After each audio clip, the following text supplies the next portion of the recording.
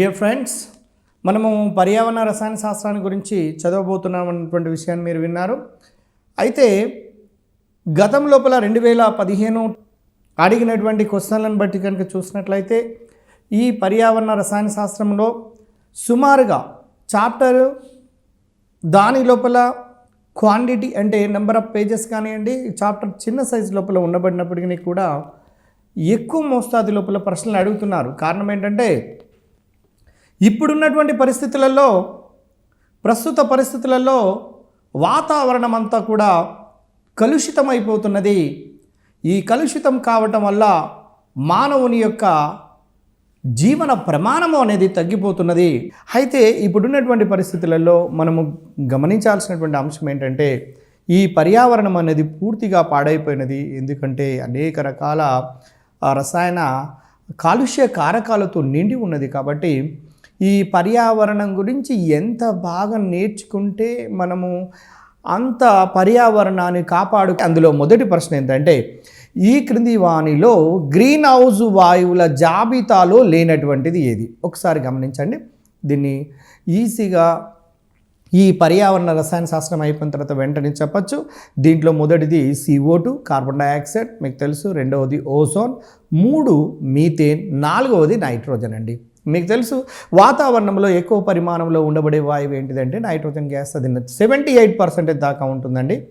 అలాంటి nitrogen gas answer అవుతుంది. Green house వాయు జాబితాలో లేనటువంటిది ఏంటిదంటే ఇక్కడ నైట్రోజన్ అవుతుంది.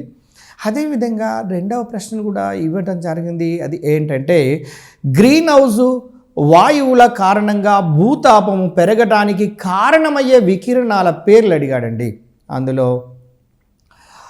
IR వికిరణములు, గామా వికిరణములు, తర్వాత వేరు వేరు రకాల వికిరణములు ఇవ్వడం జరిగినది. దానికి ఆన్సర్ మీ అందరికీ తెలిసినటువంటిది ఇన్ఫ్రారెడ్ రేడియేషన్. అంటే ఇన్ఫ్రారెడ్ రేడియేషన్ అనేది ఈ గ్రీన్ హౌస్ వాయువుల కారణంగా భూతాపాన్ని పెరగడానికి కారణమైనటువంటిది. ఆన్సర్ IR రేడియేషన్ అండి. ఇక్కడి నుంచి 2 ప్రశ్నలు అడిగారు కాబట్టి దీన్ని బట్టి మీకు అర్థమవుతుంది స్పష్టంగా పర్యావరణ రసాయన శాస్త్రంను చాలా మెల్లగా జాగ్రత్తగా చదవాల్సినటువంటి అవసరం ఉన్నది. దాంట్లో అదేవిధంగా ఆమ్ల వర్షాల గురించి చూడండి, వాతావరణ కాలుష్య కారకాల గురించి, ఏ కాలుష్య కారకం వల్ల ఎన్ని రకాల అనేక రకాల మానసికమైనటువంటివి, శారీరకమైనటువంటివి, పర్మనెంట్గా ఉండబడినటువంటి అనేక రకాలుగా డిసీజెస్ వస్తున్నాయి. కాబట్టి వాటి గురించి మనం చదవటం ఎంతైనా అవసరమని మనకు తెలుస్తున్నది. ఇందులో మొదటగా మీరు గమనించాల్సినటువంటిదంటే వాయు కాలుష్యం అండి. మీరు చూడండి, సుమారుగా 15,000 నుంచి 30,000 ఏళ్ల క్రితము భూమి మొత్తము మంచుతో కప్పబడి ఉందండి. సుమారుగా 15,000 నుంచి 30,000 సంవత్సరాల క్రితం భూమి మొత్తం మంచుతో కప్పబడి ఉన్నది. కానీ రాను రాను సుమారుగా 7,000 సంవత్సరాల క్రితము ఈ మంచు మొత్తము కూడా కరిగిపోయిందండి. కారణం ఏంటంటే భూమి యొక్క ఉష్ణోగ్రత క్రమంగా పెరగటం వల్ల మంచు మొత్తము కూడా కరిగిపోయి ద్రవస్థితి లోపలికి మారటం జరిగినది. ఆ తర్వాత సుమారుగా 14వ శతాబ్దం నుంచి 19వ శతాబ్దం వరకు కూడా చిన్న మంచు యుగంగా కూడా మనం భావించవచ్చు. ఇక్కడ కూడా మంచు అనేది కొంత పరిమాణం లోపల ఉన్నది. తర్వాత క్రమంగా గ్లోబల్ వార్మింగ్ వలన ఈ మంచు అనేది కరుక్కుంటూ వస్తున్నటువంటి విషయం మీ అందరికీ తెలిసినటువంటిదే. అయితే ఇక్కడ చూడండి, ఇక్కడ సహజమైనటువంటి మార్పుల వలన కావచ్చు, లేదా మానవుని యొక్క కార్యకలాపాల వలన మార్పుల వలన కావచ్చు, మొత్తం మీద ఈ వాతావరణం అనేది మొత్తం కూడా కలుషితమైపోతున్నది. ఈ కలుషితమైనటువంటి వాయువులను మనము పీల్చటం వల్ల లేదా ఉపయోగించుకోవడం వల్ల అనేక శారీరక మానసికమైనటువంటి జబ్బులకు గురి అవుతున్నాము. మనము ఈ భూమి మీద కొంతకాలం తర్వాత ఈ మానవాళికి, జంతువులకి మనుగడ కోసం పోరాటం చేసే పరిస్థితి ఏర్పడే అవకాశం ఉన్నది. కాబట్టి ఇప్పట్లోనే ఈ వాయు కాలుష్యమైనటువంటి లేదా భౌమ కాలుష్యము లేదా నీటి కాలుష్యముకు సంబంధించినటువంటి ప్రతి పదార్థాన్ని నివారించుకుంటూ కనుక పోయినట్లయితే మనము ప్రశాంతంగా భవిష్యత్తు లోపల జీవనం గడిపే అవకాశం ఉంది. ఇందులో ముఖ్యంగా గమనించండి, మీరు స్క్రీన్ మీద గమనించవచ్చు. ఇప్పుడు ఈ వాతావరణం లోపల మార్పులు కూడా జరుగుతున్నాయండి. భూమి వేడెక్కడం వల్ల. భూమి ఎందుకు వేడెక్కుతుంది అంటే కాలుష్య కారకాల వలన వేడెక్కుతుంది అన్నటువంటి విషయం మీరు చర్చించబోయేటప్పుడు మనం చూడబోతున్నాం దాని గురించి వివరంగా. అయితే ఇందులో మనం గమనించాల్సింది ఏంటంటే వాతావరణము అంటే నీటి ఆవిరి, వాతావరణం లోపల ఇప్పుడు వాతావరణం లోపల ఉండబడినటువంటి నీటి ఆవిరి, తర్వాత నెక్స్ట్ గాలి యొక్క వేగము, తర్వాత గాలి యొక్క దిశ, తదితర అంశాల గురించి మనము ఈ వాతావరణం లోపల జరుగుతున్నటువంటి మార్పుల గురించి మనం చూడబోతున్నాము. అయితే మొదటగా చూడండి, ఈ మానవుని యొక్క కార్యకలాపాల వలన ఉదాహరణకు మానవుడు అంటే ఈ భూమి మీద జనాభా క్రమంగా పెరుగుతూ పోతున్నది కాబట్టి జనసంఖ్య విపరీతంగా పెరుగుతూ పోతుందండి. కానీ అంత సంఖ్య లోపల అంతే మోస్తాదు లోపల ఆహార ఉత్పత్తులు లేకపోవటం వల్ల, తర్వాత ఈ ప్లాస్టిక్ మెటీరియల్స్ని ఎక్కువగా ఉపయోగించటం వల్ల ఈ వాతావరణం అంతా కాలుష్యం అయిపోతుంది.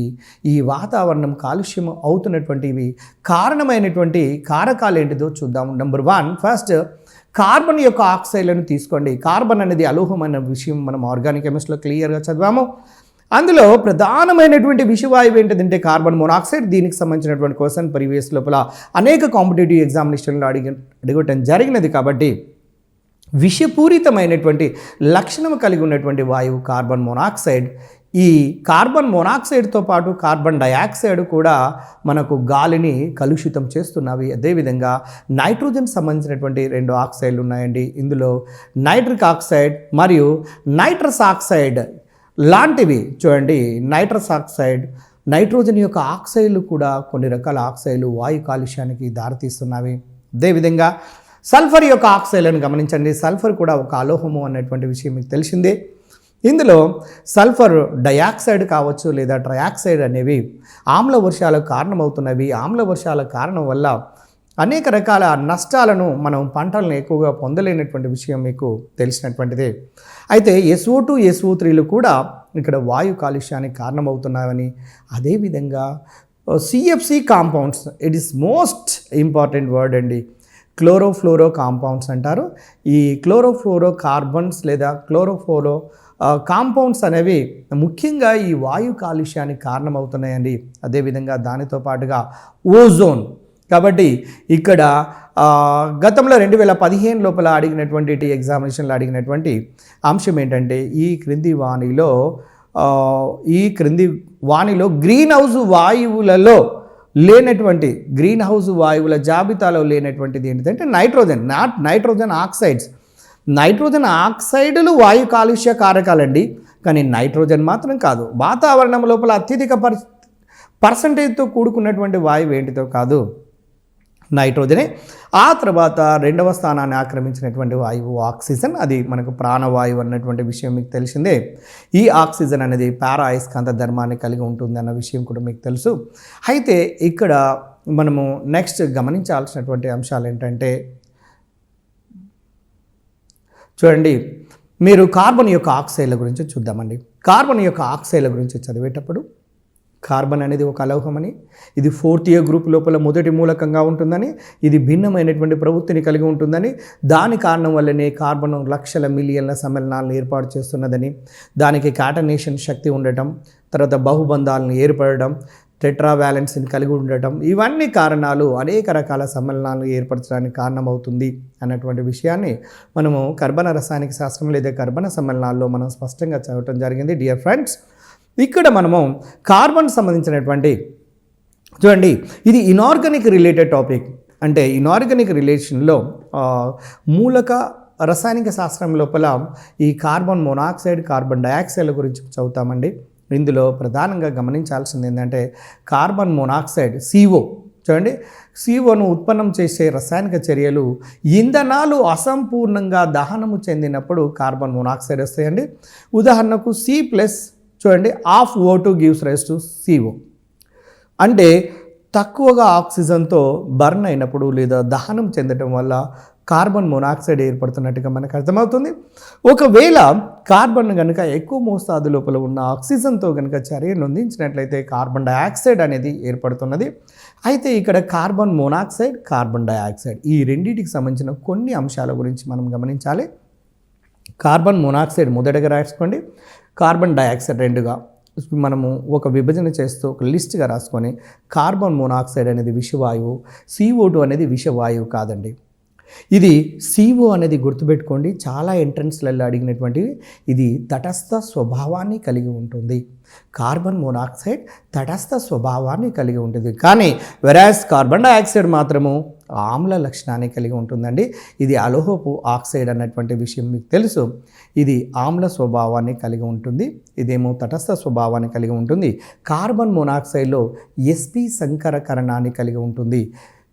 చూడండి, దీని లోపల కూడా కార్బన్ డయాక్సైడ్ లోపల కూడా మీకు సంకరకరణము మనకు sp సంకరకరణం ఉంటుంది. అంటే C+O అండ్ C+O రెండు సిగ్మా బంధాలు, రెండు పై బంధాలను కలిగి ఉంటుంది. కాబట్టి ఈ కార్బన్ డయాక్సైడ్ లోపల కూడా సంకరకరణం అదేవిధంగా sp సంకరకరణాన్ని కలిగి ఉంటున్నట్టుగా మనకు అర్థమవుతుంది.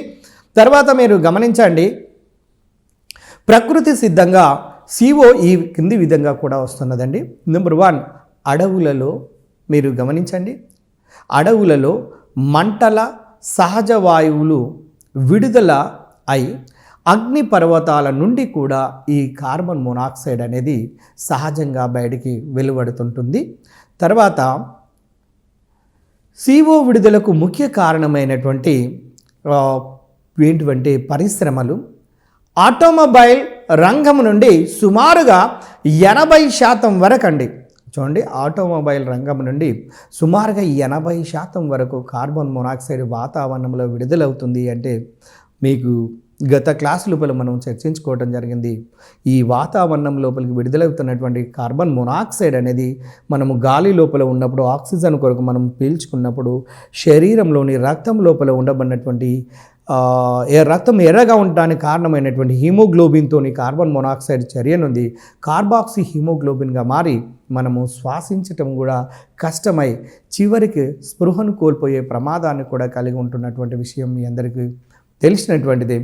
ఆ తర్వాత మీరు గమనిస్తుండండి, మానవులు శ్వాస ద్వారా తీసుకున్నప్పుడు ఇది రక్తంలోని హీమోగ్లోబిన్తో సంక్లిష్టమైనటువంటి సమ్మేళనం ఏర్పడుతుందన్నటువంటి విషయాన్ని మనం ఇప్పుడే చూసాము. మీరు ఈ క్వశ్చన్ గమనించండి, carbon monoxide plus haemoglobin carboxy హీమోగ్లోబిన్గా మారుతున్నది. ఇది ఒక సంక్లిష్టమైనటువంటి ఒక సమన్వయ సమ్మేళనము. ఈ సంక్లిష్టమైనటువంటి సమన్వయ సమ్మేళనం వల్లనే మనం శ్వాసించడం కష్టమవుతుందన్నది అన్న విషయం మీకు తెలిసిందే. ఈ సంక్లిష్టమైనటువంటి సమ్మేళనం వలన శరీరంపై రక్తములో ఆక్సిజన్ రవాణాను నిలిపివేస్తుందండి. అంటే శరీరము లోపల ఉండబడినటువంటి రక్తం అనేది నిరంతరము రక్తము లోపల ఉండబడిన హీమోగ్లోబిన్ ఆక్సిజన్ క్యారియర్గా పనిచేస్తుందండి. శరీరము అనేది లక్షల కోట్ల కణముల చేత నిర్మితము. ప్రతి కణానికి ఆక్సిజన్ను, ఎందుకంటే ప్రతి కణము జీవించాలి కాబట్టి దానికి ఆక్సిజన్ సరఫరా చేయడానికి హీమోగ్లోబిన్ ఉపయోగపడుతుంది. రక్తం లోపల ఉండబడినటువంటి హీమోగ్లోబిన్ ఉపయోగపడుతుంది. అలాంటి హీమోగ్లోబిన్ అనేది ఆక్సిజన్ క్యారియర్గా పనిచేయకుండా హీమోగ్లోబిన్తో చర్యనొందటం వల్ల ఈ ప్రమాదం వచ్చేస్తుందండి. దీని వలన మొదటగా తలనొప్పి, ఆ తర్వాత అపస్మారక స్థితిలోనికి వెళ్ళటం, చివరికి కోమా స్థితికి కూడా కొన్నిసార్లు పోయి చివరికి చనిపోయే ప్రమాదం కూడా ఉన్నది. కాబట్టి అతి ప్రమాదకరమైనటువంటి వాయువులలో కార్బన్ మోనాక్సైడ్ కూడా ఒకటి అన్నటువంటి విషయాన్ని మీరు గమనించాలి. కార్బన్ మోనాక్సైడ్ అనగానే వెంటనే ఫార్ములా CO, దాంట్లో sp సంకరకరణం ఉంటుంది, రేఖీ నిర్మాణాన్ని కలిగి ఉంటుంది. ఇది విషవాయువు అని, ఇది కార్బన్ పాక్షికంగా దహనం చెందినప్పుడు మాత్రమే కార్బన్ మోనాక్సైడ్ ఏర్పడుతుందని, ఈ కార్బన్ మోనాక్సైడ్ అనేది రక్తంలోని హీమోగ్లోబిన్తో చర్యనుంది కార్బాక్సీ హీమోగ్లోబిన్గా మారి మనకు ఒక రకంగా తలనొప్పి, అపస్మారక స్థితి, చివరికి చనిపోవడానికి కూడా కారణమవుతుంది అన్నటువంటి విషయాన్ని మనము చూడటం జరిగింది. ఆ తర్వాత చూడండి, రెండవ అంశానికి కనుక వచ్చినట్లయితే వాతావరణం లోపల ఉండబడినటువంటి ఆక్సైడ్లలో రెండవది నైట్రోజన్ యొక్క ఆక్సైడ్లు అండి. ఇక్కడ నైట్రోజన్ యొక్క ఆక్సైడ్లలో చూడండి, నైట్రోజన్ ఆక్సైడ్లు ఏ విధంగా ఏర్పడుతున్నాయో చూడండి. నైట్రోజన్ అనేది సాధారణమైనటువంటి ఉష్ణోగ్రత వద్ద ఏ మూలకాలతో చర్యలలో పాల్గొనదు. కారణం ఏంటంటే నైట్రోజన్ మందకొడి వాయువుగా పనిచేయడానికి కారణం ఇది. గత ఎంట్రన్స్లలో అడిగినటువంటి ప్రశ్న, ఎన్నో కాంపిటేటివ్ ఎగ్జామినేషన్లో అడిగినటువంటి ప్రశ్న. నైట్రోజన్ ఎన్ ట్రిపుల్ బాండ్ N2గా రాస్తామండి, N ట్రిపుల్ బాండ్ N, దీన్ని N2గా రాస్తాము. ఇది మందకొడి వాయువు, almost it will be equals to the అంటే స్టెబిలిటీ విషయం లోపల జడవాయు మూలకాల యొక్క స్థిరత్వానికి దగ్గరలో ఉంటుంది. కారణం ఏంటంటే నైట్రోజన్కు మధ్యన త్రిబంధం ఉంటుంది. ఇది రసాయనిక చర్యలలో పాల్గొనాలంటే ఈ త్రిబంధము విచ్ఛిన్నమైన తర్వాత మాత్రమే పరమాణువులుగా మారి ఆ పరమాణువులు మాత్రమే రసాయనిక చర్యలలో పాల్గొంటున్నాయి. కాబట్టి సాధారణమైనటువంటి ఉష్ణోగ్రత వద్ద ఈ త్రిబంధం కలిగినటువంటి నైట్రోజన్ను మనం బ్రేక్ చేయాలంటే nearly 225 kilo calories for mole అంత శక్తిని మనం అందచేయవలసినటువంటి అవసరం ఉంటుంది. అంత శక్తి సాధారణమైనటువంటి పరిస్థితుల వద్ద లభ్యం కాదు. కాబట్టి ఈ నైట్రోజన్ సాధారణమైనటువంటి ఉష్ణోగ్రతల వద్ద ఆక్సిజన్తో చర్యను అందకుండా హయ్యెస్ట్గా ఉండబడినటువంటి ఉష్ణోగ్రతల వద్ద సుమారుగా మీరు చూడండి, గమనించండి స్క్రీన్ మీద 1200 డిగ్రీల సెంటిగ్రేడ్ ఆ ప్రాంతం లోపల ఆక్సిజన్తో చర్యను అందటం వల్ల నైట్రిక్ ఆక్సైడ్ NO అనే ఒక వాతావరణాన్ని కాలుష్యమైనటువంటి కారక పదార్థాన్ని ఏర్పరుస్తున్నట్టుగా అర్థమవుతున్నది. అదేవిధంగా ఏర్పడినటువంటి నైట్రిక్ ఆక్సైడ్ మళ్ళీ తిరిగి ఆక్సీకరణం చెందటం వల్ల చూడండి, నైట్రిక్ ఆక్సైడ్ యొక్క ఫార్ములా NO, ఇది మళ్ళీ ఆక్సీకరణం చెందటం అంటే మనము మెటలర్జీ అనే చాప్టర్ లోపల తర్వాత short cut formula all India radio అనే ఒక టెక్నిక్ ద్వారా మనం చదువుకున్నాము. AIRR, ఏ అంటే ఎడిషన్ ఆఫ్ ఆక్సిజన్స్, ఆక్సీకరణానికి నిర్వచనాలు AIR అండ్ R. చూడండి, ఆల్ ఇండియా రేడియో ఇంకొక ఆర్ని యాడ్ చేసుకుంటే మనము గతంలో చూసాము. ఒకసారి గమనించండి, ఏ అంటే ఫస్ట్ ఆక్సీకరణానికి నిర్వచనం ఎడిషన్ ఆఫ్ ఆక్సిజన్స్, ఆక్సిజన్లు కలపడం ఆక్సీకరణ చర్య అయితే తొలగించడం క్షయకరణ చర్య. I అంటే ఇంక్రీజింగ్ ఆఫ్ ఆక్సిడేషన్ నెంబర్, ఆక్సీకరణ సంఖ్య లోపల పెరుగుదల ఆక్సీకరణ చర్య అయితే ఆక్సీకరణ సంఖ్యలో తగ్గుదల క్షయకరణ చర్య. అట్లనే రిమూవల్ ఆఫ్ హైడ్రోజన్ తొలగించడం ఆక్సీకరణ చర్య అయితే కలపడం క్షయకరణ చర్య. లాస్ట్ రిమూవల్ ఆఫ్ ఎలక్ట్రాన్ తొలగించడం ఆక్సీకరణ చర్య అయితే కలపడము క్షయకరణ చర్య అని అర్థమవుతున్నది. ఇప్పుడు మీరు స్క్రీన్ పైన గమనించవచ్చు, రెండవ రియాక్షన్ లోపల, రెండవ చర్య లోపల, రసాయనిక చర్య లోపల నైట్రిక్ ఆక్సైడ్ అనేది ఆక్సిజన్తో చర్యను అందటం వల్ల, ఆక్సిజన్తో కలవటం వల్ల, ఆక్సీకరణం చెందటం వల్ల నైట్రోజన్ డయాక్సైడ్ అనే పదార్థం ఏర్పడుతున్నట్టుగా మనకు అర్థమవుతున్నది. తర్వాత డియర్ ఫ్రెండ్స్, మీరు గమనించండి, మీరు సల్ఫర్ కూడా, దీన్ని గంధకము అని కూడా అంటాము. సల్ఫర్ యొక్క సింబల్ ఏంటంటే ఎస్, దీని యొక్క పరమాణు సంఖ్య 16. ఈ సల్ఫర్ అనేది 6th గ్రూప్ లోపల ఉంటుంది. Oxygen, sulphur, selenium, tellurium, polonium. Oxygen సల్ఫర్లో 2 అలోహాలు అయితే, సెలూనియం టెలూరియంలో అర్ధలోహాలు అయితే, పొలోనియం లోహం అనే విషయం మీ అందరికీ తెలిసినదే. మీ అందరికీ లోహాలు అలోహాలు చాప్టర్లో స్పష్టంగా మనం చదివామండి. లోహపు ఆక్సైడ్లకు క్షార స్వభావాన్ని కలిగి ఉంటే అలోహపు ఆక్సైడులకు ఆమ్ల స్వభావాన్ని కలిగి ఉంటున్నవి అన్న విషయము. అదేవిధంగా అలోహపు ఘనస్థితి లోపల ఉండబడే మూలకాలను గుర్తుపెట్టుకోవడానికి ఒక చిన్న టెక్నిక్ ఇవ్వడం జరిగింది. సెంట్రల్ ప్రైమరీ స్కూల్ CPS, చూడండి, సెంట్రల్ ప్రైమరీ స్కూల్ CPS ద్వారా మనం గుర్తుపెట్టుకోవచ్చు. కేంద్ర ప్రాథమిక పాఠశాల సెంట్రల్ ప్రైమరీ స్కూల్ అంటే CPS. C అంటే ఇక్కడ సెంట్రల్లో C అనేది కార్బన్ను, P అనేది ఫాస్ఫరస్ను, S అనేది సల్ఫర్ను. ఈ 3 కూడా ఘనస్థితి లోపల ఉండబడే అలోహాలండి. వీటి యొక్క ఆక్సైడ్లన్నిటికీ కూడా ఆమ్ల స్వభావాన్ని కలిగి ఉంటుంది. ఉదాహరణకు కార్బన్ డైఆక్సైడ్ ఆమ్ల స్వభావాన్ని కలిగి ఉంటుంది, SO2 ఆమ్ల స్వభావాన్ని కలిగి ఉంటుంది, SO3 ఆమ్ల స్వభావాన్ని కలిగి ఉంటుంది, P2O3 ఫాస్ఫరస్ ట్రయాక్సైడ్ P2O3 అనేది ఆమ్ల స్వభావాన్ని కలిగి ఉంటుంది, ఫాస్ఫరస్ పెంటాక్సైడ్ కూడా ఆమ్ల స్వభావాన్ని కలిగి ఉంటుంది. అయితే ఇక్కడ మీరు గమనించాల్సింది ఏంటంటే సల్ఫర్ యొక్క ఆక్సైడులు కూడా వాతావరణ కాలుష్యానికి కారణమవుతున్నాయని, సల్ఫర్ను ఆక్సిజన్తో మండించటం వల్ల, చూడండి, సల్ఫర్ డయాక్సైడ్ అనేది ఏర్పడుతుంది. సల్ఫర్ డయాక్సైడ్ అనేది మళ్ళీ ఆక్సీకరణం చెందటం వల్ల సల్ఫర్ ట్రయాక్సైడ్ అనేది ఏర్పడుతుంది అనేది మీకు పై రసాయనిక చర్యల ద్వారా మీకు స్పష్టంగా అర్థమవుతున్నది. దాని తర్వాత మీరు చూడండి, మానవుల ద్వారా ఈ క్రింది విధంగా కొన్ని రకాలైనటువంటి మానవుల ద్వారా మనకు జరిగే పరిణామాల గురించి మనము గమనిద్దాము. ఇంధనములను మండించుట ద్వారా, గమనించండి, ఇంధనములను మండించుట ద్వారా మనము దీనికి సంబంధించినటువంటి ఆక్సిజన్ను పొందవచ్చు. అంటే ఉష్ణ విద్యుత్ పరిశ్రమ లోపల, తర్వాత వీటి యొక్క తయారీ యూనిట్ల లోపల కూడా వీటికి సంబంధించినటువంటి ఆక్సైడ్లను మనం గమనించవచ్చు. అదేవిధంగా కార్బన్ యొక్క ఆక్సైడ్లు, సల్ఫర్ యొక్క ఆక్సైడ్లు, నైట్రోజన్ యొక్క ఆక్సైడ్లు తదితర అంశాల గురించి అవుతున్నాము. అయితే ముఖ్యంగా ఈ ఆక్సైడ్లకు సంబంధించినటువంటి ఎక్కడి నుంచి ఉత్పన్నం అవుతున్నాము అంటే సాధారణంగా ఇంధనాలను మండించటం. మీకు తెలుసు శిలాజ ఇంధనాలు పెట్రోల్, డీజిల్, కిరోసిన్ లాంటివి శిలాజమైనటువంటి పెట్రోల్, డీజిల్ లాంటివి శిలాజమైనటువంటి ఇంధనాలు అంటారండి. ఈ శిలాజమైనటువంటి ఇంధనాలను బాగా ఎక్కువ ఉపయోగిస్తున్నాడు. కారణం ఏంటంటే భూమి మీద జనాభా బాగా పెరిగింది కాబట్టి పెరుగుట వల్ల మనము పెట్రోల్కి సంబంధించినటువంటి, డీజిల్ సంబంధించినటువంటి వాటిని ఎక్కువగా ఉపయోగించడం వల్ల వీటికి సంబంధించినటువంటి ఆక్సైడ్లు వాతావరణం లోపలికి ఎక్కువగా విడుదలై కాలుష్య కారణాలుగా మారుతున్నవి. కాబట్టి మీరు ఏవైనా పదార్థాల తయారు చేసే యూనిట్ల లోపల కూడా చూడండి అనేక రకాల కాలుష్య కారకాలను బయటకు విడుదలవుతున్నాయి అనేటువంటి విషయం మనకు అర్థమవుతుంది.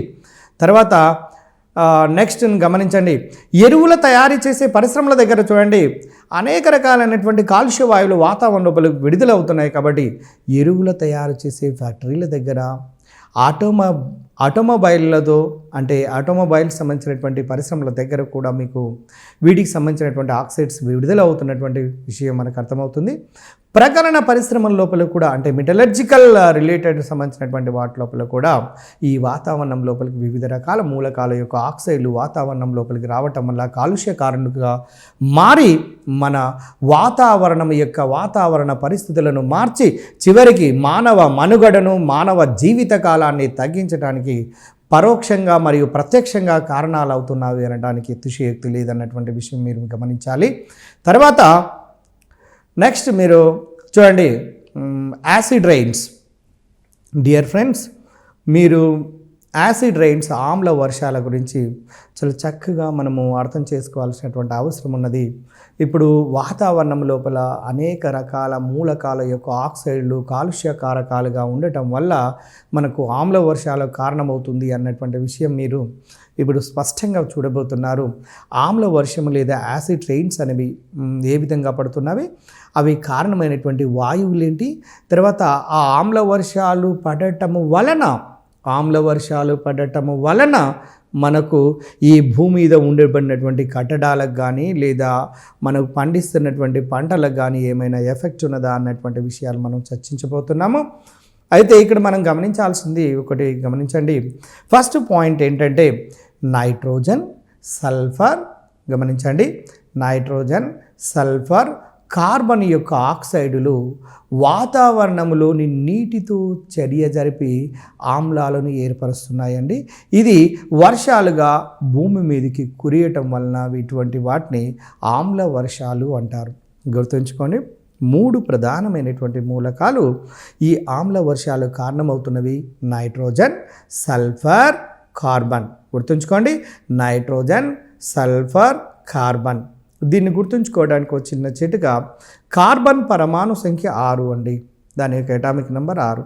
దాని తర్వాత అటామిక్ నెంబర్ ఉండబడినటువంటిది నైట్రోజన్ 7, తర్వాత 6 తర్వాత 16. గుర్తుంచుకోండి, సల్ఫర్ యొక్క పరమాణు సంఖ్య 16, 6 16, 6 తర్వాత నెక్స్ట్ ఇది నైట్రోజన్ 6 7 16 పరమాణు సంఖ్యలు కలిగినటువంటి మూలకాల యొక్క ఆక్సైడ్లు వాతావరణం లోపల ఉండి నీటితో చర్య జరగడం వల్ల ఆమ్ల వర్షాలు ఏర్పడుతున్నటువంటి విషయం మీ అందరికీ తెలిసినటువంటిదే. తర్వాత డియర్ ఫ్రెండ్స్, ఒక్కసారి మీరు గమనించండి, ఈక్వేషన్ను చూడండి, స్క్రీన్ పైన మీకు అర్థమవుతూనే ఉంది. సల్ఫర్ ట్రైఆక్సైడ్ అనేది నీటితో చర్యలలో పాల్గొన్నప్పుడు H2కు H2 ఈ SO3తో కలవటం వల్ల H2SO4గా మారుతుంది. దీన్ని సల్ఫ్యూరిక్ ఆమ్లము అంటారండి. ఇది బలమైనటువంటి ఆమ్లము. దీన్నే గంధకీక ఆమ్లము అంటారన్నటువంటి విషయం తెలుసు. దీన్నే కింగ్ ఆఫ్ ద కెమికల్ అంటారు, ఎందుకంటే రసాయనములలో రాజుగా భావిస్తారు. కారణం ఏంటంటే అనేక రసాయనిక చర్యల లోపల సల్ఫ్యూరిక్ ఆమ్లాన్ని ఎక్కువగా ఉపయోగిస్తారన్నటువంటి విషయము మీరు తెలిసినటువంటిదే. అనేక కాంపిటేటివ్ ఎగ్జామినేషన్లో జీకే సంబంధించినటువంటి కాంపిటేటివ్ వాటిలో కింగ్ ఆఫ్ ద కెమికల్ ఏంటిదని అడుగుతున్నాడు. గుర్తుంచుకోండి, దాన్ని సల్ఫ్యూరిక్ ఆమ్లము, కింగ్ ఆఫ్ ద కెమికల్ లేదా గంధకీక ఆమ్లము H2SO4. అదేవిధంగా కింగ్ ఆఫ్ ద మెటల్ అనగానే గుర్తుపెట్టుకోండి, ఆడవాళ్ళకి ఇష్టమైనటువంటి లోహం మీ అందరికీ తెలుసు, అది గోల్డ్, బంగారము. దాని యొక్క సంకేతము AU. ఇది కింగ్ ఆఫ్ ద మెటల్గా భావిస్తారండి. కింగ్ ఆఫ్ ద మెటల్ అంటే gold. King of the element అంటే మాత్రము కార్బన్ అండి. కింగ్ ఆఫ్ ద ఎలిమెంట్ అంటే the carbon can form the lakhs and millions of compounds. You know that is అందువల్లనే దీనికి king of the element అనే పేరు వచ్చింది. అంటే మూలకాలలో రాజు కార్బన్. ఎందుకంటే కార్బన్ అంటుంది తనలాగా లక్షలు మిలియన్ల సంఖ్య లోపల ఏర్పరిచే మూలకం ఇంకొకటి లేదు కాబట్టి ఆ పేరు నాకే రావాలి అంటుంది. అందువల్లనే దాన్ని కింగ్ ఆఫ్ ద ఎలిమెంట్గా మనం పిలుస్తున్నాము. కింగ్ ఆఫ్ ద కెమికల్ అంటే సల్ఫ్యూరిక్ ఆమ్లం. అలాంటి సల్ఫ్యూరిక్ ఆమ్లము ఆమ్ల వర్షాలకు కారణమవుతుంది అన్నటువంటి విషయాన్ని గమనించండి. అదేవిధంగా సల్ఫర్ డయాక్సైడ్ను తీసుకోండి. సూటు కూడా H2Oతో చర్యలో పాల్గొన్నట్లయితే సల్ఫ్యూర్ రసామ్లము ఏర్పడుతుందండి. సల్ఫ్యూర్ రసామ్లము అనేది H2SO3 ఏర్పడుతుంది. H2SO4 అనేది H2SO3 కంటే బలమైన ఆమ్లము. గుర్తుపెట్టుకోండి, దీంట్లోనైతే ఆక్సిజన్ల సంఖ్య తక్కువ ఉంటుందో అది బలహీనమైన ఆమ్లం, ఆక్సిజన్ల సంఖ్య ఎక్కువ ఉన్నట్లయితే బలమైనటువంటి ఆమ్లంగా గుర్తుపడడానికి ఒక అవకాశం ఉన్నది. దాని అర్థంగా గుర్తుంచుకోండి. ఉదాహరణకు HNO2, HNO3ని తీసుకోండి. HNO2ను నైట్రస్ ఆమ్లము, HNO3ని నైట్రిక్ ఆమ్లము. నైట్రిక్ ఆమ్లమునకు బలమైనటువంటి ఆమ్ల లక్షణం ఉంటుంది నైట్రస్ ఆమ్లం కంటే, HNO2 కంటే. అయితే ఇక్కడ మీరు గమనించాల్సింది నైట్రోజన్ పెంటాక్సైడ్ అనేది N2O5 అనేది నీటితో చర్య నొందటం వల్ల నత్రిక్ ఆమ్లాన్ని 2 మోల్ల నత్రిక్ ఆమ్లాన్ని ఏర్పాటు చేస్తుంది. అదేవిధంగా కార్బన్ డైఆక్సైడ్ని తీసుకోండి. కార్బన్ డైఆక్సైడ్ అనేది H2O.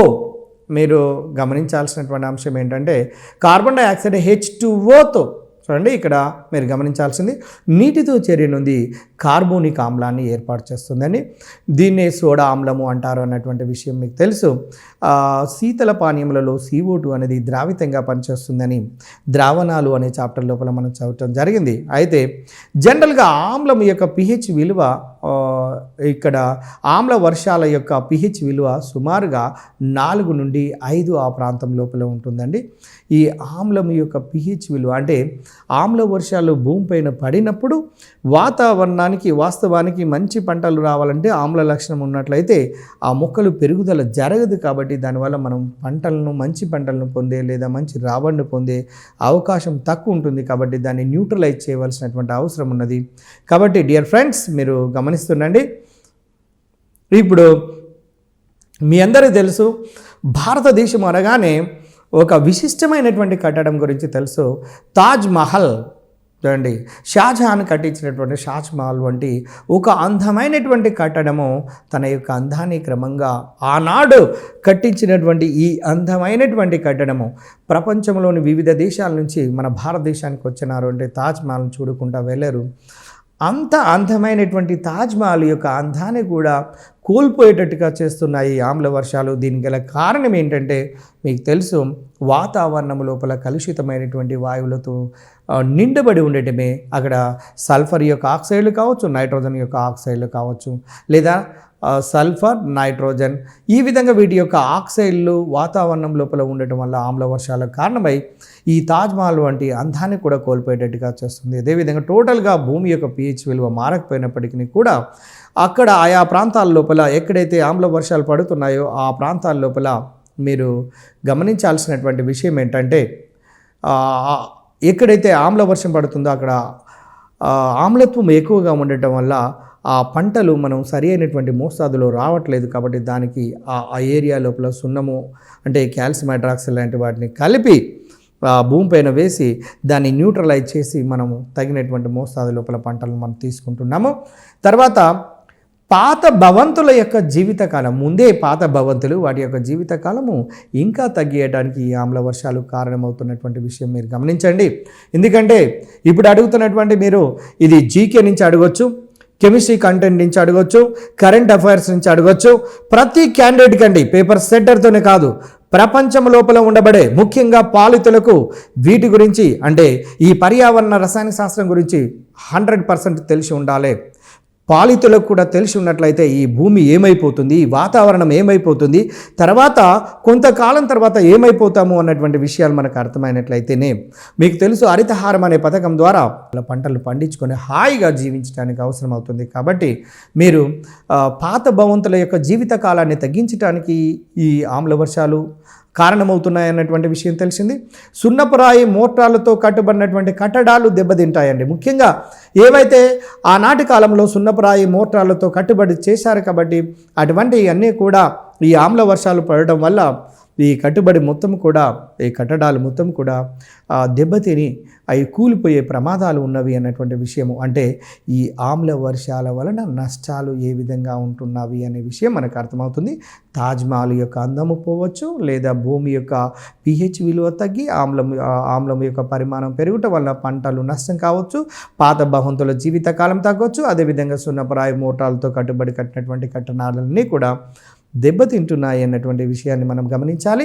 తర్వాత డియర్ ఫ్రెండ్స్, మీరు గమనించండి, అతి ముఖ్యమైనటువంటిదండి ఈ మధ్యకాలంలో మా స్నేహితుడతను ఇక్కడ ఈ CFC కాంపౌండ్స్ పైన రీసెర్చ్ చేసి దాని మీద కొత్త విషయాన్ని కనుక్కోవటం జరిగినది. అంటే మా ఫ్రెండ్ అనే కాదు, ఇక్కడ ఎవరైనా సరే ఈ CFC యొక్క కాంపౌండ్స్ ఓజోన్ పొరను ఏ విధంగా దెబ్బతీస్తున్నాయి. ఈ ఓజోన్ పొర భూమి చుట్టూ ఒక రక్షక కవచంలాగా ఉండబడినటువంటి ఓజోన్ పొరకు రంధ్రాలు పడడం వల్ల అనేక రకమైనటువంటి నష్టాలు ఏర్పడుతున్నాయి. కాబట్టి ఈ CFC పోయి ఓజోన్కు రంధ్రాలు పడకుండా ఉండేటట్టుగా చేయాలంటే దానిపైన అధికమైనటువంటి రీసెర్చ్ లేదా అధికమైనటువంటి ప్రయోగాలు చేయవలసినటువంటి అవసరం ఉన్నది. మన ప్రభుత్వాలు, భారతీయ ప్రభుత్వం లేదా రాష్ట్ర ప్రభుత్వాలు కూడా వీటిపైన ఇంపార్టెన్స్ ఇచ్చి తప్పకుండా వాటిని గమనించి వాటిపైన రీసెర్చ్ చేసే విధంగా ప్రోత్సాహాలు కనుక కల్పించినట్లయితే శాస్త్రవేత్తలు దానికి సంబంధించినటువంటి విషయాలను, కొత్త విషయాలను కనుక్కొని మన ఈ రక్షక కవచమైనటువంటి ఓజోన్ను దెబ్బతినకుండా ఉండే విధంగా చేయడానికి అవకాశం ఉంటుంది. అయితే ఫ్లోరో కాంపౌండ్స్లో ముఖ్యమైనటువంటిది CFCలో ఫ్రియాన్ అండి. మీకు తెలుసు, ఫ్రిడ్జ్లలో, రిఫ్రిజిరేటర్లో ఉపయోగిస్తున్నటువంటి శీతలీకరణ వాయువు డైఫ్లోరోమీథేన్. చూడండి, డైఫ్లోరోమీథేన్ CCl2F2. అంటే మీథేన్ లోపల CH4 ఉంటే దాంట్లో ఉండబడిన 2 హైడ్రోజన్లు 2 క్లోరిన్లతోని మిగిలిన 2 హైడ్రోజన్లు 2 ఫ్లోరిన్లతో ప్రతిక్షేపణం చెందడం వల్ల డైఫ్లోరోమీథేన్ అనే ఒక CFC కాంపౌండ్ ఏర్పడుతుందండి. ఇటువంటి CFC కాంపౌండ్ అనేది వాతావరణం లోపల, అంటే భూమి చుట్టూ ఉండబడినటువంటి ఓజోన్ రక్షక కవచం, ఒక దుప్పటి మాదిరిగా కప్పబడినటువంటి, మనకు చక్కటి దుప్పటి మాదిరిగా, మందమైన దుప్పటి మాదిరిగా కప్పబడినటువంటి ఈ ఓజోన్ లేయర్ అనేది, అంటే రంధ్రాలు పడటం వల్ల మనకేమైపోతుందంటే దాని నుంచి, సూర్యుడి నుంచి వెలువడుతున్నటువంటి కిరణాలు, అల్ట్రావైలెట్ రేస్ నేరుగా మన చర్మం మీద పడి అనేక రకాల చర్మ క్యాన్సర్లు, కంటికి సంబంధించినటువంటి జబ్బులు రావడానికి కారణమవుతున్నాయి. కాబట్టి డియర్ ఫ్రెండ్స్, మీరు ఈ ఫ్లోరో కాంపౌండ్స్ గురించి మీరు చాలా స్పష్టంగా తెలుసుకోవాల్సినటువంటి అవసరం ఉంటుంది. ఇది రంగు లేనటువంటి, వాసనలు లేని, చర్యాశీలత లేనటువంటి, మండనటువంటి సమ్మేళనాలండి. రంగు లేదు, వాసన లేదు, చర్యాశీలత లేదు, మండే స్వభావం లేదు. ఇలాంటి స్వభావం కలిగినటువంటి కాంపౌండ్స్ గురించి మనం ఎంతైనా చదువుకోవాల్సినటువంటి అవసరం ఉన్నది. ఎందుకంటే ఓజోన్ పొర మనకు ఉపయోగపడే రక్షణ పొర, ఆ పొరను దెబ్బతీస్తున్నాయి. కాబట్టి ఈ CFC కాంపౌండ్స్ ఎందుకు ఈ వాతావరణం లోపలికి వెలువడుతున్నాయి, వాటిని ఏ విధంగా కంట్రోల్ చేయాలన్నటువంటి విషయాన్ని మనం గమనించాలి. తర్వాత డియర్ ఫ్రెండ్స్, మీరు చూడండి, ఇవి వాతావరణంలోని స్ట్రాటో ఆవరణంలోనికి ప్రవేశిస్తాయండి. ఇలా ప్రవేశించటం వల్ల ఇక్కడ కలిగినటువంటి, చూడండి, ట్రోపో ఆవరణము, తర్వాత స్ట్రాటో ఆవరణము, తర్వాత అయనో ఆవరణము, తర్వాత ఈ విధంగా ఆవరణాలు ఉన్నప్పటికీ కూడా ఇక్కడ మొదటి ఆవరణము భూమికి దగ్గరలో ఉన్నది ట్రోపో, ఆ తర్వాత స్ట్రాటో ఆవరణము. ఈ స్ట్రాటో ఆవరణము లోపల ఉండబడినటువంటి ఓజోన్ పొరను కనుక తీసుకొని చూసినట్లయితే డియర్ ఫ్రెండ్స్, ఇక్కడ ఓజోన్ పొరకు నష్టాన్ని కలిగిస్తున్నాయండి. ఎలా నష్టాన్ని కలిగిస్తున్నాయనేది కెమికల్ రియాక్షన్ ద్వారా మీరు గమనించవచ్చు. చూడండి, ఇవి UV హానికర కిరణాలను శోషించుకుంటాయండి. ముఖ్యంగా chloro compound, CFC compound, CFCl3 అనేది చూడండి, అక్కడ మీరు గమనించినట్లయితే అది విఘటనం చెంది ఒక ఫ్రీ రాడికల్స్గా మారిన తర్వాత, ఫ్రీ రాడికల్గా మారినటువంటి దీని నుంచి వచ్చినటువంటి క్లోరిన్ అనేది ఓజోన్తోని, అంటే భూమి చుట్టూ ఉండబడినటువంటి ఓజోన్తో రియాక్ట్ అయ్యి చూడండి ఆక్సిజన్ వాయువుగా మారుతూ మళ్ళీ ఇంకొక ఫ్రీ రాడికల్ని ఏర్పాటు చేస్తున్నది. కాబట్టి ఈ విధంగా ఓజోన్ యొక్క పరిమాణాన్ని, క్వాంటిటీను తగ్గిస్తూ రంధ్రాలు పడేటట్టుగా చేస్తున్నవి. కాబట్టి ఈ CFC కాంపౌండ్స్ వాతావరణం లోపలికి వెలువడకుండా చేయవలసినటువంటి బాధ్యత మన పైన ఉన్నట్టుగా అర్థమవుతుంది. తర్వాత డియర్ ఫ్రెండ్స్, చూడండి, ఈ UV కిరణాలు గమనించండి, ఓజోను పొరకు రంధ్రాలు ఏర్పరచడం వలన నేరుగా భూమిని చేరి మానవులకు చర్మ సంబంధమైనటువంటి వ్యాధులు, క్యాన్సర్లు, కంటి చూపు మందగించి కంటికి శుక్లాలు ఏర్పడుటకు కారణమవుతున్నవి అన్నటువంటి విషయం మనకు అర్థమవుతున్నది. చూడండి, ఇది భూమి, దీని చుట్టూ ఓజోన్ పొర ఉన్నది. సిఎఫ్సి కాంపౌండ్స్ వల్ల ఓజోన్ పొరకు రంధ్రాలు పడడం వల్ల సూర్యుని నుంచి వెలువడుతున్నటువంటి సూర్యకిరణాలు రంధ్రాల గుండా నేరుగా భూమి మీదకి, అంటే ఫిల్టర్ కాకుండా నేరుగా భూమి మీదకి రావటం వల్ల ఆ తీవ్రమైనటువంటి సూర్యకిరణాలలో యూవీ కిరణాలు కూడా ఉండటం వల్ల నేరుగా జంతుజాలంపై పడడం వల్ల అనేక రకాలుగా మనకు జబ్బులకు, అంటే క్యాన్సర్, కంటి చూపుకు సంబంధించినటువంటి జబ్బులకు కారణమవుతున్నాయన్నటువంటి విషయం మనకు అర్థమైంది. తర్వాత ఓజోన్ పొర ఒక సిఎఫ్సి కాంపౌండ్స్ వల్లనే కాకుండా క్లోరిన్ వల్ల కూడా క్షీణిస్తుంది అన్నటువంటి విషయం మనకు అర్థమవుతున్నది. తర్వాత మీరు గమనించండి డియర్ ఫ్రెండ్స్, ఇప్పుడు స్మోక్ గురించి మనం చదవబోతున్నాము. స్మోక్ లేదా పొగమంచు అనే విషయాన్ని మనం చర్చించబోతున్నాము. స్మోక్ అనేది కూడా ఈ వాతావరణ కాలుష్యంలో ఒకటిగా భావించవచ్చు. ఇది గమనించండి, గది ఉష్ణోగ్రత వద్ద తక్కువగా ఉన్నప్పుడు, చూడండి ఇది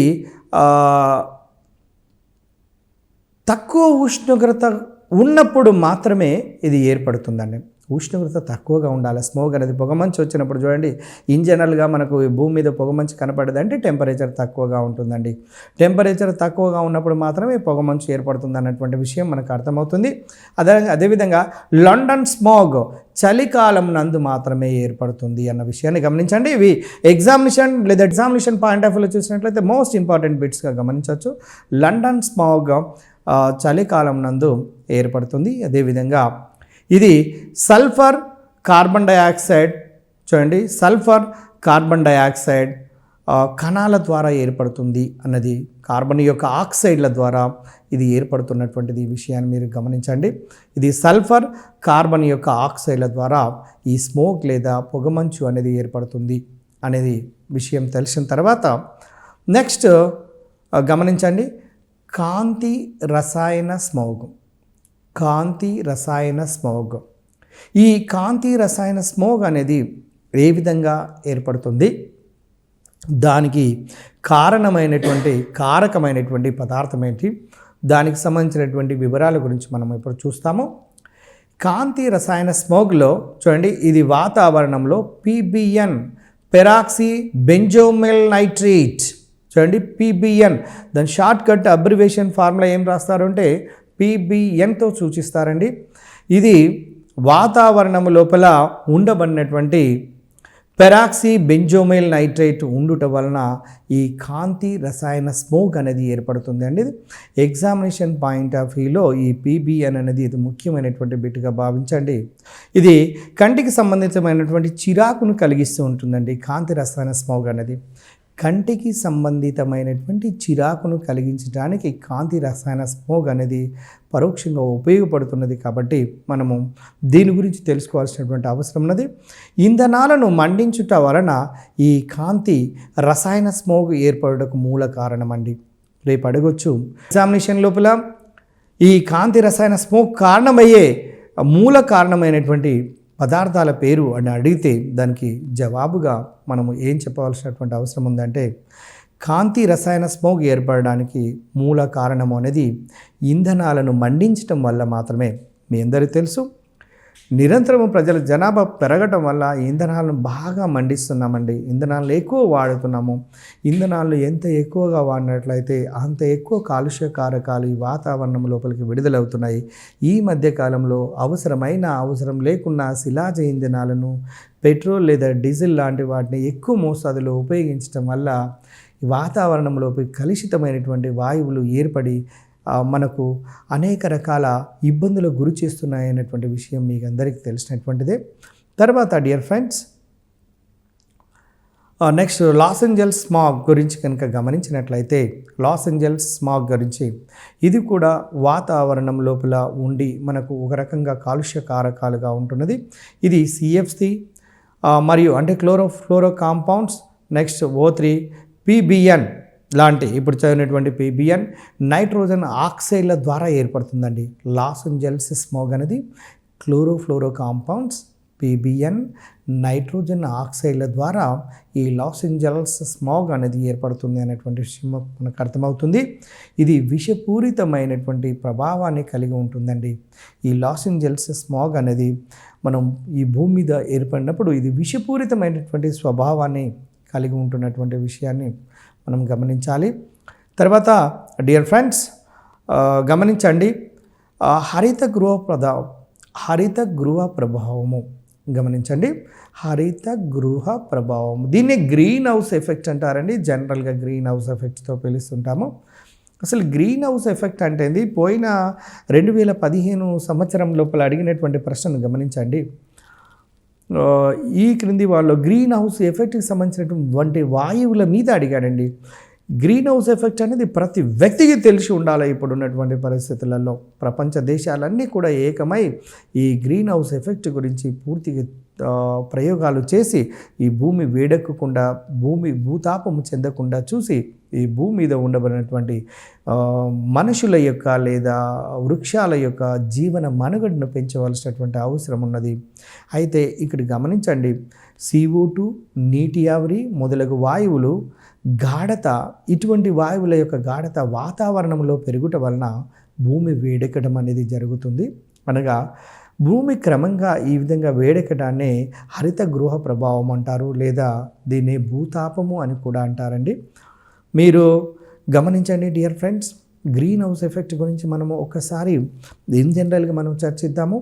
ఇది భూమి అనుకుంటే, గుండ్రటిది భూమి అనుకుంటే, దీనిపైన ఓజోన్ లేయర్ ఇక్కడ ఒక పొర మాదిరిగా ఉన్నట్లయితే దాని పై భాగంలో ఉండబడిన సూర్యుని కిరణాలు నేరుగా పడకుండా ఈ ఓజోన్ పొర పైన పడటం వల్ల మనకు అడ్డు తెరగా ఉండటం వల్ల మనకు కొన్ని రకాల జబ్బులు రాకుండా ఈ సూర్యకాంతి యొక్క తీవ్రతను తగ్గించడంలో ఈ ఓజోన్ పొర మనకు ఉపయోగపడుతుంది. కానీ ఇక్కడ మీకు ఓజోన్ పొర అంటే CFC లాంటి కాంపౌండ్స్ ఓజోన్తో రియాక్ట్ అయ్యి రంధ్రాలు పడటం వల్ల అప్పుడు ఏమైపోతుంది అంటే సూర్యుని యొక్క కాంతి అనేది నేరుగా రంధ్రాల గుండా భూమి మీదకి చేరటం వల్ల భూమి మీద ఉండబడినటువంటి మీరు చూడండి ఐస్తో కూడుకున్నటువంటి హిమాలయ పర్వతాలు లాంటివి ఏమైపోతున్నాయంటే క్రమంగా కరుక్కుంటూ వస్తున్నాయి. భూమి వేడెక్కడం వల్ల లేదా అధికమైనటువంటి ఈ వేడి, మీరు గమనించండి, అధికమైనటువంటి ఈ వేడి వలన ఈ క్రమంగా ఈ పర్వతాలు కరగటం వల్ల ఆ పర్వతాలలో అనేవి చూడండి ఈ నీరు ఎక్కువైనటువంటి నీరు కూడా సముద్రాల లోపలికి, నదుల లోపలికి పోయాయి. కాబట్టి సాధారణంగా ప్రతి నగరం తీసుకోండి, ప్రపంచంలో సాధారణంగా ఏదైనా ఒక నగరము వెలిసినదంటే దాని పక్కన నదో ఒక చెరువు లాంటిదో ఏదో ఒకటి ఖచ్చితంగా ఉంటుంది. కాబట్టి ఈ నీటి యొక్క పరిమాణం ఎక్కువై చివరికి నదుల లోపలికి, చెరువు లోపలికి చేరి చివరికి అవి మునిగిపోయే ప్రమాదాలు ఏర్పడుతున్నటువంటి వాస్తవాలను మనము గమనిస్తున్నాము. కాబట్టి డియర్ ఫ్రెండ్స్, ఈ గ్రీన్ హౌస్ ఎఫెక్ట్ గురించి మనం ఎంతైనా క్లియర్గా స్పష్టంగా మనం నేర్చుకోవాల్సినటువంటి అవసరం ఉన్నది. అయితే దీనివలన ఎన్నో రకాల ప్రమాదాలు మీరు చూస్తూనే ఉన్నారు. ప్రపంచంలో అనేక ప్లేసెస్లో ఇప్పుడు ప్రస్తుతం సముద్ర మట్టం కూడా, నీటి మట్టం కూడా పెరుగుతూ వస్తుందండి. దాని సముద్ర నీటి మట్టం పెరగటానికి గల కారణం ఏంటంటే ఈ భూతాపం పెరగటమే అనే విషయాన్ని మీరు గమనించండి. సుమారుగా ఇప్పుడున్నటువంటి ప్రయోగాల ప్రకారం 2100 సంవత్సరం వచ్చేసరికనే 3 నుంచి భూమి యొక్క ఉష్ణోగ్రత 3 నుంచి 5 డిగ్రీల సెంటీగ్రేడ్ ఉష్ణోగ్రత పెరిగే అవకాశం ఉందండి. అంటే అప్పుడు ఈ ప్రస్తుతం ఉన్నటువంటి పరిస్థితి మీరు వేసవి కాలంలో ఒక్కసారి గమనించి చూస్తే ఏసీలు లేనటువంటి వాళ్ళు లేదా కూలర్ లేనటువంటి వాళ్ళు గమనిస్తూనే ఉంటుంటారు. బయటికి వెళ్ళినప్పుడు ఈ భూమి యొక్క వేడి, ఒకప్పుడు లేనటువంటి వేడి ఇప్పుడు చాలా ఎక్కువగా వేడి ఎక్కడానికి గల కారణం ఏంటంటే ఈ గ్రీన్ హౌస్ ఎఫెక్ట్ అని మీరు గమనించండి. కాబట్టి ఈ గ్రీన్ హౌస్ ఎఫెక్ట్కు గురి కాకుండా ఏం చేయాలో మన ప్రయత్నం మనం వ్యక్తిగా మనం చేయవలసినటువంటి అవసరం ఉన్నది అనే విషయాన్ని గమనించండి. తర్వాత చూడండి, ఇతర ఉపయోగాలను కనుక చూసినట్లయితే చూడండి, CFC, తర్వాత SO2, మీథేన్ లాంటి మొదలైనటువంటివి మనకు ఇవి దేనికి కారణమవుతున్నవి అంటే చూడండి, కాలుష్య కారకాలుగా కారణమవుతున్నటువంటి వాటిలో మీథేన్ కూడా ఒకటన్న విషయాన్ని గమనించండి. దీన్నే మీథేన్కు మరొక పేరు గోబర్ గ్యాస్ అని, ఫైర్ డ్యాంప్ అని, మార్స్ గ్యాస్ అని కూడా అంటారండి. ఇది బురద నుంచి ఏర్పడుతుంది కాబట్టి ఇది మార్స్ గ్యాస్. మార్స్ అంటే బురద అని అర్థము. మీరు చూడండి, బురద ఎక్కడైనా బురద ఉన్నటువంటి ప్రాంతం లోపల బుడబుడమని మనకు పొంగులుగా బయటకు వచ్చేస్తుంది. అది ఏంటితో కాదు, మీథేన్ గ్యాస్. దాన్ని ఫైర్ డ్యాంప్ అంటారు, దాన్ని మీథేన్ అంటారు, దాన్ని గోబర్ గ్యాస్ అని కూడా అంటారండి. ఇది గ్రీన్ హౌస్ ఎఫెక్ట్కి సంబంధించినటువంటి కారణమైనటువంటి వాయువులలో మీథేన్ కూడా తీసుకుంటారు, గుర్తుపెట్టుకోండి. కార్బన్ డైఆక్సైడ్, మీథేను, నీటి ఆవిరి, నైట్రోజన్ సంబంధించినటువంటి ఆక్సైడ్లు, సల్ఫర్ సంబంధించినటువంటి ఆక్సైడ్లు కూడా దీనికి ఉదాహరణగా మనం తీసుకోవచ్చు. అయితే ఇక్కడ హరిత గృహ ప్రభావం వలన 1 డిగ్రీ ఉష్ణోగ్రత పెరిగినప్పుడు ఈ ఉపద్రవాలు అనేవి సంభవిస్తూ ఉంటుంటాయి. మీ అందరికీ తెలిసినటువంటి విషయం ఏంటంటే, ధ్రువ ప్రాంతాల వద్ద మంచు అనేది ఉంటుందండి. ధ్రువ ప్రాంతాల వద్ద ఉష్ణోగ్రత తక్కువగా ఉండటం వల్ల నీరు మంచుగా కనపడుతుంది. కాబట్టి ఆ మంచు మొత్తము కూడా ఈ భూమి మీద ఉష్ణోగ్రత పెరిగినప్పుడు మంచు మొత్తము కూడా కరిగి సముద్ర మట్టం అనేది సుమారుగా 90 సెంటీమీటర్ల వరకు పెరిగే అవకాశం ఉన్నది. ఇంత పెరగటం వల్ల మనకు అనేక రకాలుగా నష్టాలను కలుగుతున్నవి. కొన్ని ప్లేసెస్ కూడా, కొన్ని దేశాల్లో ఉన్నటువంటి కొన్ని ప్రాంతాలు కూడా మునిగిపోయే ప్రమాదం ఉన్నది. కాబట్టి ఈ భూమిని రక్షించుకోవాల్సినటువంటి అవసరం మనకు ఎంతైనా ఉన్నది అన్నటువంటి విషయము ఈ పర్యావరణ రసాయన శాస్త్రం ద్వారా మీకు అర్థమవుతుంది అన్నటువంటి విషయాన్ని గమనించండి. అయితే డియర్ ఫ్రెండ్స్, ఇక్కడ ఈ మధ్యకాలం లోపల మనము దీనిపైన దృష్టి సారించవలసినటువంటి అవసరం ఉన్నది. అది హరిత రసాయన శాస్త్రము. చూడండి, హరిత రసాయన శాస్త్రము. ఈ హరిత రసాయన శాస్త్రం యొక్క ముఖ్యమైనటువంటి ఉద్దేశం ఏంటి, దానివలన మనకి ఏమైనా లాభాలు ఉన్నవా, మనం దానికి ఇంపార్టెన్స్ ఏమైనా ఇవ్వాలా అన్నటువంటి విషయాన్ని గురించి మనం చర్చిద్దాము. ఇక్కడ చూడండి డియర్ ఫ్రెండ్స్, ఈ రసాయన శాస్త్రము అనేది, ఈ రసాయన శాస్త్రం యొక్క ముఖ్య ఉద్దేశం ఏంటంటే హరిత గృహ అంటే హరిత గృహ ప్రభావానికి గురి అవుతున్నటువంటి వాయువులను వాతావరణంలోనికి విడుదల కాకుండా చేయటం. ఇప్పుడు గ్రీన్ హౌస్ ఎఫెక్ట్ కారణమవుతున్నటువంటి వాయువుల గురించి మనం చదివామండి, చూసాము. ఇటువంటి వాయువులను వాతావరణం లోపలికి రాకుండా చూడగలగటమే హరిత రసాయనిక శాస్త్రం యొక్క ముఖ్యమైనటువంటి ఉద్దేశం అండి. అంటే పరోక్షంగా ఈ గ్రీన్ హౌస్ ఎఫెక్ట్ లేదా భూతాపాన్ని తగ్గించడానికి ఈ హరిత రసాయనిక శాస్త్రం బ్రహ్మాండంగా ఉపయోగపడుతున్నటువంటి విషయం మనకు అర్థమవుతున్నది. కాబట్టి ఇప్పటి నుండి అయినా సరే ఈ హరిత రసాయనిక శాస్త్రం మీద వీటిపైన అనేక ప్రయోగాలు జరిగి హరిత రసాయనిక శాస్త్రం యొక్క ఉపయోగాన్ని బాగా పెంచుకొని భూతాపం యొక్క లేదా గ్రీన్ హౌస్ ఎఫెక్ట్ను తగ్గించుకొని భూమి యొక్క వేడిని అంటే గ్లోబల్ వార్మింగ్ను తగ్గించుకున్నట్లయితే మనకు అనేక రకాలుగా ఉపయోగపడుతూ ఉంటుంది. అయితే ఇక్కడ చూడండి, అనవసరమైనటువంటి ఉత్పన్నాలు ఉత్పత్తి కాకుండా చేయాలండి. ఇప్పుడు ఏదైనా ఒక రసాయనిక చర్య జరగాలి అనుకోండి, ఏదైనా ఒక రసాయనిక చర్య జరగాలి అంటే తప్పకుండా క్రియాజనకము అంటే పనిని పుట్టించేది అని అర్థము. క్రియాజనకము A+B =C అనే ఒక ఉత్పన్నం ఏర్పడుతున్నప్పుడు ఏవైనా 2 కారకాలు 2 క్రియాజనకాలు కలిసి ఒక ఉత్పన్నం ఏర్పడుతున్నప్పుడు ఏర్పడే ఉత్పన్నము ఖచ్చితంగా మనకు అవసరమయ్యే ఉత్పన్నమై ఉండాలి. అంటే అనవసరమైనటువంటి కాలుష్యానికి కారణమయ్యే ఉత్పన్నము ఏర్పడకుండా ఉండే విధంగా మన ప్రయోగాలు జరగాలనేటువంటి ఉద్దేశంతోనే మనకు ఈ హరిత రసాయనిక శాస్త్రం అనేది మనకు తెలియచేస్తున్నటువంటి విషయాన్ని మనం గమనించాలి. కాబట్టి డియర్ ఫ్రెండ్స్, మనం చదివాము.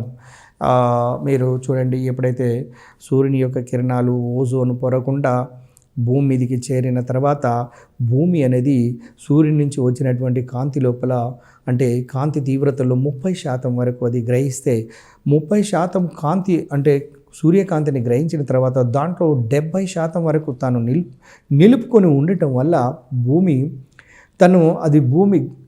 వేడెక్కడం వల్ల దాని నుండి అయ్యారు కిరణాలు బయటికి ఉద్గారం అవుతున్నవి.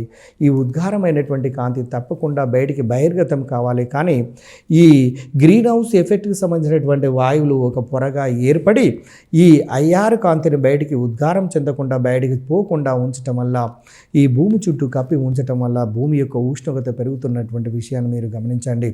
ఈ విధంగా వాతావరణానికి కాలుష్యమైనటువంటివి లేదా ఆమ్ల వర్షాలకు సంబంధించినటువంటివి లేదా ఏ మూల రకాల యొక్క ఆక్సైడ్లు ఏ ఏ పదార్థాలు అనేవి మనకు కాలుష్య కారకాలుగా పనిచేస్తున్నాయి అనే అంశాల గురించి మనము స్పష్టంగా మనం చూడడం జరిగినది. కాబట్టి రేపు రాబోయే ఈ ఎన్విరాన్మెంటల్ కెమిస్ట్రీ నుంచి డెఫినెట్గా క్వశ్చన్ అటెంప్ట్ చేస్తారని ఆశిస్తూ ముగిస్తున్నాను. Thank you.